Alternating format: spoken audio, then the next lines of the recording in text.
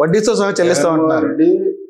చంద్రబాబు నాయుడు గారు మా పెద్ద ఆయన సీఎం అయినటువంటి మరి సెకండ్ నుంచి అదే పాట పాడుతున్నాడు. 24 గంటలు అదే తన క్యాడర్ని నిలబెట్టుకునే దానికి పాడిందే పాడరా పాచిపనుల దాసరి అని. నిజంగా పోవడం అంటూ జరిగితే ఆంధ్ర రాష్ట్రంలో కార్యకర్తలను కాల రాస్తాడు జగన్మోహన్ రెడ్డి. సీమలను చంపినట్టు చంపుతాడు. మానవత్వమే ఉండదు, దయ ఉండదు, కనికరం ఉండదు, దాక్షిణ్యం ఉండదు. అత్యంత కషాయవాదిగా ప్రవర్తించాడు జగన్మోహన్ రెడ్డి.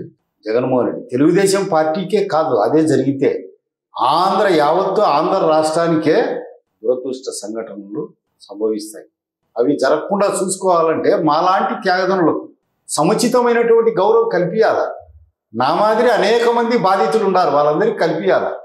ఇప్పుడు పులివెందుల నియోజకవర్గంలో ఉంది, అంత దూరం ఏడొచ్చాడు ఈడ ఒడిసి పట్టి ఈడ ఓడిస్తే ఎందుకు ప్రయత్నం చేయలే? అది ముఖ్యం. మేము కొన్ని గవర్నమెంట్ అడిగినాము, మేము కొందరికి ఇచ్చినారు, సంతోషం, హ్యాపీ. మా వాళ్ళే, వాళ్ళు కూడా మా బ్రదర్సే, మాతో కలిసి పనిచేసిన వాళ్ళే, తెలుగుదేశం వాళ్ళంతా ఇంకా మా కుటుంబ సభ్యులు. ఇంకా కొందరికి అడిగినాం. యురేనియంలో ట్రేడ్ యూనియన్ లీడర్ ఉన్నాడు చాపాటి శ్రీనాథ్ రెడ్డి అని.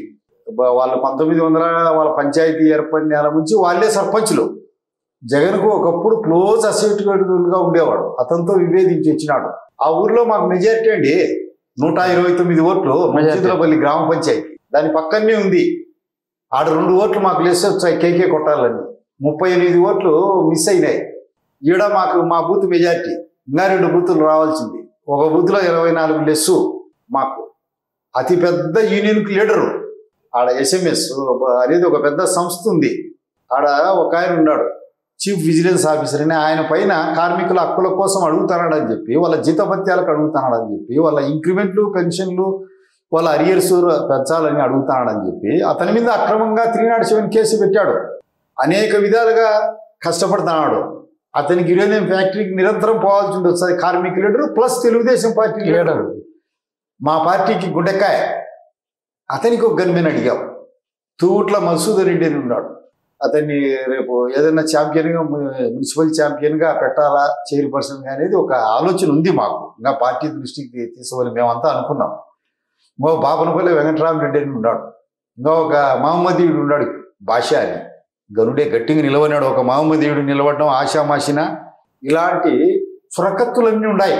మా వల్ల గన్మెన్లు ఇచ్చే కదా రేపు ఎలక్షన్లో ప్రజల్లోకి పోయి పార్టీ సిద్ధాంతాలు ప్రచారం చేసుకోవాలంటే, పార్టీ జెండా నిలబెట్టాలంటే వాళ్ళు ముందే దుర్మార్గుల నుంచి మేము కాపాడుకోవాలంటే, మా ప్రాణం కాపాడుకోవాలంటే కనీస రక్షణ కూడా కల్పించలేకపోతే ఎలా? తప్పు కదా అది చేసుకుంటే తప్ప. మీరు చెప్పిన ప్రమాదం నిరంతరాయంగా పొంచి ఉంది. వడ్డీతో సహా చెల్లిస్తూ ఉంటారు. వడ్డీతో సహా. పామును పూర్తిగా కొట్టకుండా తోక తగిలి వదిలినారంటే కాటు వేస్తుంది. ఈ నిరంతరము ఆంధ్ర రాష్ట్రము ఒక్కటి గుర్తు పెట్టుకోవాలా, తెలుగుదేశం పార్టీనే కదా యావత్తు ప్రజానీకము. రాచు పాము పడగ కింద ఉన్నట్టే జగన్మోహన్ రెడ్డి అనే వ్యక్తి మళ్ళీ వచ్చాడు ఆంధ్ర రాష్ట్రానికి సీఎంగా. వస్తే ఆంధ్ర రాష్ట్ర దురదృష్టము, ఒక విషముగా విరజిమ్ముతాడు. ఆ పరిస్థితి రాకూడదంటే నిరంతరాయంగా కార్యకర్తలు ఏ తప్పు చేయకూడదు. నిరంతరం గుర్తుండాలా. వాళ్ళు 2019 నుంచి 2024 వరకు చేసిన అతని ఘోరాలు, మోసాలు. 20 కోరల 60 కొమ్మల రాక్షసుడు అతను. వీళ్ళు మా వాళ్ళు అంటారు షాడిస్ట్ అని. అంతకంటే పెద్దది సైకో అంటారు. అంటారు అంతకంటే పెద్దది ఇది. ఏ ఒక్కరిని నీళ్లు తాగనీడు. ఎవరి ఇల్లు వాళ్ళది కాదు, ఎవరి పొలము వాళ్ళది కాదు, ఎవరి వ్యాపారము వాళ్ళది కాదు. ఎవరి ఇళ్లల్లో వాళ్ళు ప్రశాంతంగా ఉండలేరు. ఆ దుస్థితి రాకూడదంటే పార్టీకి కనువిప్పు కలగాలి. అది మాటలతో కాదు. జగన్ వచ్చి ప్రభావంతో జరుగుతుంటారు. 100కి 100 రూపాయలు. నేను తక్కువ చెబుతాడా? 100కి 100 రూపాయలు. కార్యకర్తలను మాటల రూపంలో కాదు, కార్యకర్తలను పట్టించుకోవాలా, పార్టీని సమైక్యంగా నిలపాలా, నిరంతరాయంగా సందాలు వసూలు చేయాలా, పార్టీ ఆర్థికంగా పరిపుష్టం కావాలా, పార్టీకి కార్యకర్తలు కష్టపడినని గుర్తించాలా, కాగడ వేసి వెతకాలా, మైక్రోస్కోప్ వేసి వెతకాలా, అంజనపసి వేసి వెతకాలా. పాతకాలంలో మరి ఎక్కడున్నారు పార్టీ కష్టపడినని? ఎవరు సిఫారసు చేయకపోయినా గుర్తించి ఇయ్యాలా, వాళ్ళకి సముచితమైన పదవులు ఇయ్యాలా.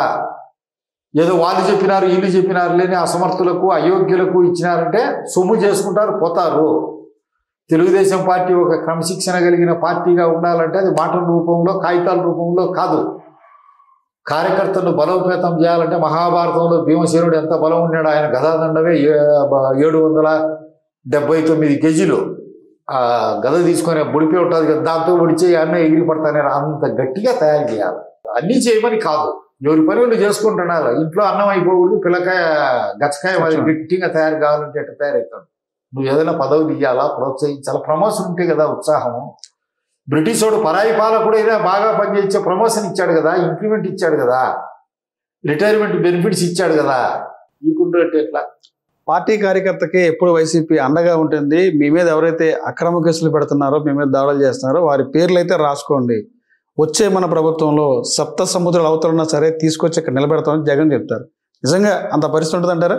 సప్త సముద్రాల అవతల ఉంటే 5 ఏళ్ల తర్వాత ముంచుతాడు కదా. మేమే సప్త సముద్రాలు ఇప్పుడే ముంచితే ఆ దుర్మార్గులందరినీ, వైసీపీ దుర్మార్గులు ఎవరెవరు ఉన్నారో వాళ్ళందరినీ ముంచితే, మేమే ముంచితే, అఫెన్స్ లేకపోతే ఎలా ఉంటుంది? ఒకసారి ఆలోచన చేయండి. మాకేం శౌర్యం లేదనుకుంటున్నారా, పరాక్రమం లేదనుకుంటున్నారా, మాకేం తొడలు లేవనుకుంటున్నారా? మీరు అధికారం ఉండే ఆ రోజు చేశారు, ఈ రోజు చేయండి. మగవాడైతే ఎవడో వైసీపీ వాడు, మీరున్నే అధికారంలో, మేమున్నే అధికారంలో, అధికారం ఉండేటప్పుడు కూడా చేసేది. మేము దుర్మార్గానికి పాల్పడ్డాం. మాదంతా అక్రమ కేసులు బనాయిస్తున్నారు, మా వాళ్ళ మీద భయపెడుతున్నారు, భయాలను చేస్తున్నారు. దానిలో భాగంగా నా మీద కూడా మద్యం కుంభకోణం నుండి ఒక కుట్రపూర్తంగా కుట్ర చేస్తుంది, నన్ను అరెస్ట్ చేసే ప్రక్రియ జరుగుతుంది, నన్ను మద్యం కుంభకోణంలో ఇరికిచ్చే కుట్ర జరుగుతుంది అనేది జగన్ ఆరోపణ. నిజంగా మద్యం కుంభకోణంలో జగన్ ఉన్నారంటారు? ఏ ప్రభుత్వం అయినా కానీ ప్రభుత్వం మద్యం అమ్మింది ఈ ప్రపంచ చరిత్రలో ఎక్కడైనా ఉందా? ఒక జగన్మోహన్ రెడ్డి గవర్నమెంట్ తప్ప. అంత నాణ్యత లేనిది విషం అమ్మినాడు. ఒక్కొక్కటి 300, 400 కల్తీ మద్యం తాగి గుండెలు పగిలి నిద్రలోనే చచ్చిపోయి, కాళ్ళు చేతులు కొట్టుకొని, కళ్ళు పోయి, కిడ్నీలు దెబ్బతిని చచ్చిపోయినారు కొన్ని వందలు వేల మంది. సిగ్గులేదు? మత్తులో జరుగుతుందండి. జగన్మోహన్ రెడ్డి ప్రభుత్వం చేసిన నిర్వాహకం వల్ల ఈ రోజు యువత, ఆంధ్రప్రదేశ్ యువత మత్తులో జరుగుతుంది. ఏ స్కూల్లో చేర్చాలని, ఏ కాలేజీలో చేర్చాలని, ఏ అమ్మాయిని ఎవరికి ఇవ్వాలని, ఎవడు డ్రగ్గు తాగుతున్నాడో, ఎవడు మద్యం సేవిస్తున్నాడో, ఎవడు మత్తు మందు తింటున్నాడో, ఎవడు గంజాయి సేవిస్తున్నాడో అని చంద్రబాబు నాయుడు గారి హయాంలో తులసి వనంలా ఉన్నది. తులసి చెట్టు అన్ని పోయి గంజాయి మొక్కలు అయిపోయినాయి. ఆ గంజాయి మొక్కలను ఏరేసే పని ఎంత స్పీడ్గా మొదలు పెడితే అంత మంచిది. లేకపోతే మీరు చెప్పింది కరెక్టే. మా వాళ్ళు ఊచకోతకు వస్తాడు, ఇటు అటు కాదు, ఊచకోత ఆచరణలో చూపియాలి. మనమేమి అధర్మం వద్దు, డెమోక్రటిక్గానే పోదాం.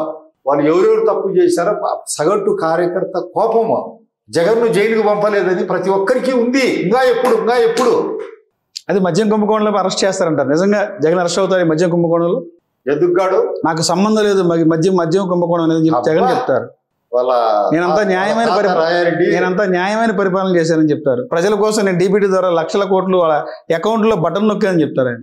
వాళ్ళ నాయనది కదా అంతా. వాళ్ళ నాయన వాళ్ళ అబ్బగారు సల్లపల్లి జమీందారులు, లేకుంటే మా పెమ్మసాని గండికోట పరిపాలకులు, లేకుంటే మా విజయనగర చక్రవర్తులు, లేకుంటే మా ముసునూరి కమ్మ పాలకులు, లేకుంటే మా జల్లపల్లి యలమ సామ్రాజ్య వారసులు. ఏం వేల కోట్లు, లక్షల కోట్లు, ప్రాంతాలు లక్షల ఎకరాలు ఉండి అదంతా ప్రజలకు ఇచ్చినాడు. అంటే పుట్టుకతోనే by birth Jaganmohan Reddy golden spoon అంటారు. నిజమండి?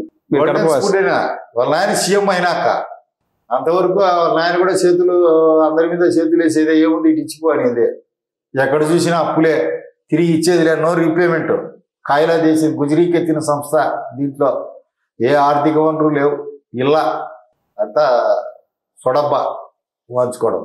నిజం మీరు చెప్పింది జరుగుతుంది. పార్టీ అలర్ట్గా లేకపోతే ప్రజల్లో చెడ్డ పేరు తెచ్చుకోకుండా ఉండాలా, ప్రజలకు చెప్పిన హామీలు నెరవేర్చుకోవాలా, కార్యకర్తలను నిరంతరం సంరక్షించుకోవాలా, వారి యోగ్యతలను బట్టి, వారి పని విధానాన్ని బట్టి, వారి బాధలు ఏమేం బాధలు పడినారు పట్టి వాళ్ళకందరికీ సముచితమైనటువంటి స్థానం ఇవ్వాలా.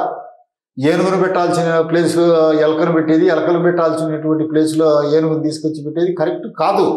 అది ఉండదు ఆ ప్రమాదం. కాబట్టి వాళ్ళ తప్పులు చేసిన వాళ్ళు ఇప్పుడే శిక్షించాలి. మా జెండాలు ఈ గవర్నమెంట్లో చింపేస్తారంటే ఇంకా మాకు దిక్కే ఉంది చెప్పండి.